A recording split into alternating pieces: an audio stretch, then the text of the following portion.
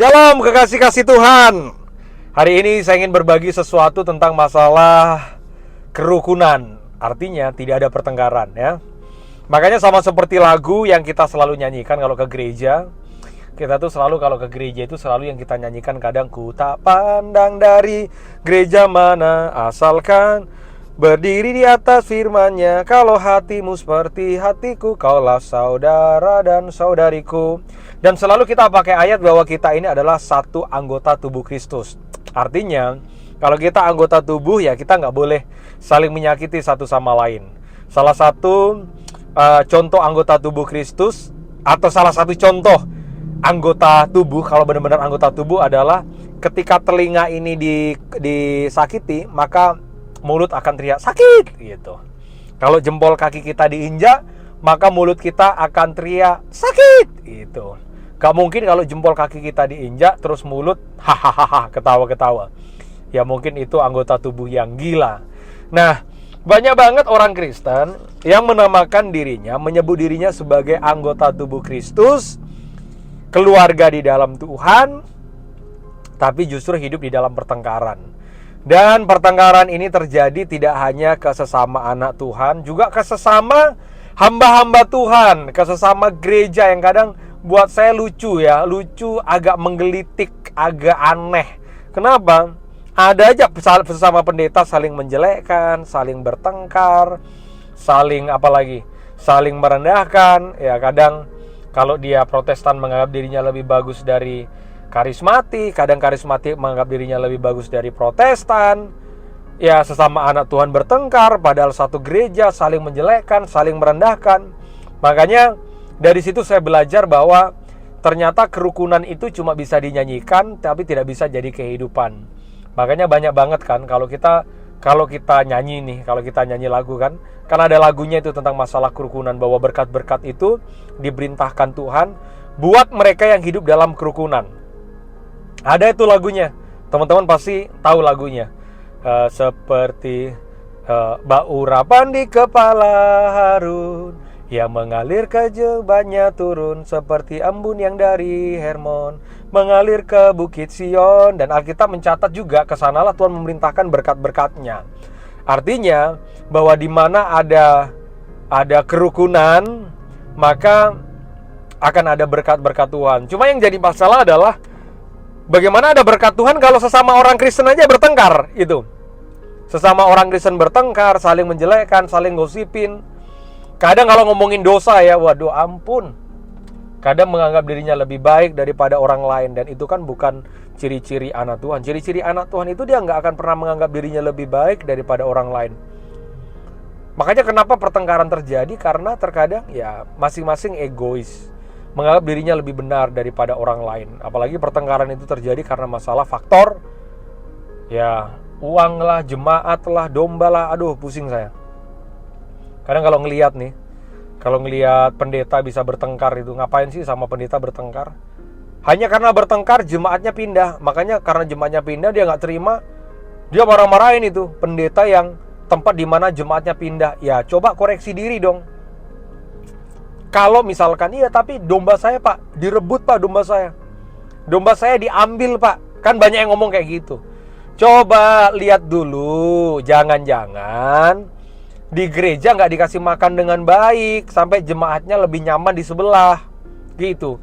Jangan nyalahin gembala di sebelah dong, jangan nyalahin pendeta di sebelah dong. Mungkin iya, mungkin narik jemaatmu, tapi ya mungkin juga kamu nggak perhatiin jemaatmu, atau mungkin ngasih makannya asal-asalan gitu kan. Ada gereja yang baru berdiri tiba-tiba bertumbuh dengan pesat, terus diomongin sesat gitu. Banyak sih yang kayak begitu. Gereja gitu kan baru bertumbuhnya cepat, tiba-tiba jemaatnya jadi banyak. Pendeta yang lain, gereja yang lain ngomong itu sesat pak, sesat. Jangan ngomongin sesat hanya karena dia pesat. Jangan. Ya kita perlu belajar dari mereka. Mungkin pelayanannya lebih bagus, mungkin cara memberi makan jemaatnya juga lebih bagus, khotbahnya mungkin lebih bagus, cara memperhatikan juga lebih bagus. Ya gimana jemaat bisa bertahan? Dikunjungin aja nggak pernah, diliatin nggak pernah, apalagi didoain. Cuma ketemunya di gereja. Nah ketika ada orang yang memperhatikan, Kan orang kan butuh ya juga diperhatikan ya. Butuh memang diperhatikan Tuhan, tapi juga butuh diperhatikan oleh wakil-wakil Tuhan. Makanya ya pertengkaran terjadi, saling menyakiti gitu kan. Kalau akhir-akhir ini saya ngeliat itu ada pertengkaran agak suka pusing tuh. Dulu masalah COVID, yang satu pendeta ngomong begini, satu pendeta ngomong begitu, terus bertengkar. Jemaatnya juga ikut-ikutan bertengkar. Bagaimana bangsa ini bisa dimenangkan kalau sesama pendetanya aja bertengkar, sesama gereja bisa saling menyakiti? Ayo dong, stop dong kita menyakiti, saling melukai. Karena di balik menyakiti hanya ada menghancurkan. Pasti itu. Kalau kita cuma saling menyakiti, yang ada adalah kita saling menghancurkan. Dan stop spirit seperti itu. Tapi belajar bagaimana kita hidup dalam kerukunan. Jangan suka merendahkan. Jangan suka menyisihkan. Berkompetisi boleh, tapi ya jangan sikut-sikutan. Jadinya kita nggak rohani. Apalagi kalau sesama anak Tuhan. Nggak usah karena sebuah bisnismu sama, kamu harus ngomongin, jelekin, akibatnya ada pertengkaran, akibatnya sikut-sikutan, pukul-pukulan, gak jadi berkat. Nama Tuhan tidak dimuliakan tapi dipermalukan. Tapi mari jadi anak Tuhan yang bisa untuk bahasa saya itu saling merangkul. Karena kita adalah anak Tuhan. Jangan bertengkar lagi. Kalau ada lagunya Kangen Band ya, lagunya Kangen Band. Itu kan ngomongnya kekasihku. Ya kalau bisa diganti, kalau saya mau ganti saudaraku. Saudaraku, mengertilah, kita jangan bertengkar lagi.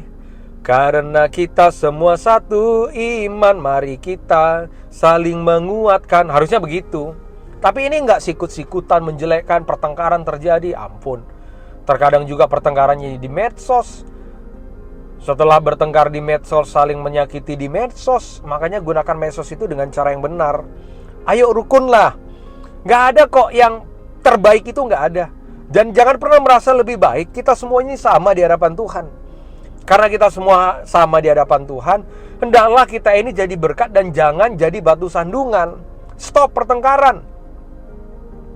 Kalau kita bertengkar, kalau kita saling menyakiti, ya bagaimana hidup kita bisa diberkati? Nggak akan pernah bisa. Mari belajar kalau kita benar-benar satu anggota tubuh Kristus. Kalau pipi ketampar, harusnya kan mulut teriak sakit. Jempol keinjak, harusnya teriak sakit. Dan saya tetap percaya kok, bahwa ujung dari orang-orang yang rohaninya benar-benar bertumbuh adalah dia akan menganggap orang lain tidak lebih buruk daripada hidupnya. Dia tidak akan menganggap dirinya lebih kurus daripada orang lain. Bahkan orang lain itu salah, dia akan rangkul, dia akan peluk. Dan ini yang paling penting, anak Tuhan pasti membawa kedamaian. Pasti. Anak Tuhan itu kemanapun harus membawa sukacita. Bukan anak Tuhan kemanapun jadi tukang kompor, jadi tukang adu domba. Akibatnya, karena dia suka adu domba, ada banyak orang yang dirugikan, difitnah.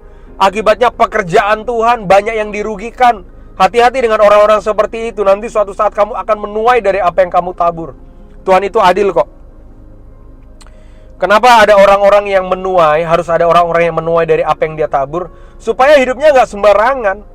Karena kalau kita jadi orang Kristen yang hidup sembarangan, ya nama Tuhan gak dimuliakan. Dan akhirnya kita jadi orang-orang yang menyebabkan hidup kita jadi batu sandungan dan tidak jadi berkat, jadi bahan omongan, nama Tuhan tidak dimuliakan.